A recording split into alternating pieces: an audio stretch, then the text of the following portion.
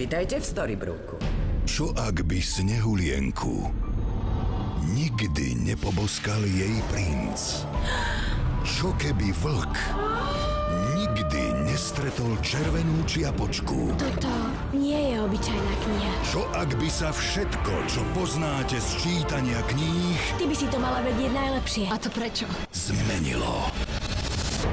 Lebo si v tejto knihe. Je čas na mesto plné rozprávkových hrdinov. To je kliatba zlej kráľovnej. Uväznených medzi dvoma svetmi Musíme bojovať. a zamrznutých v čase. Čas sa tu zastavil. Viera aj v tú najmenšiu možnosť šťastného konca je nesmierne silná vec. Prinavrátiš nám šťastné konce. Televízia Joj uvedie najprevratnejší seriál svojej doby, kde dobro nie vždy zvíťazí nad zlom. Už jedna šťastné konce. Kde bolo, tam bolo. Život ako v rozprávke. Dobro vždy zvíťazí. To ešte uvidím. 26.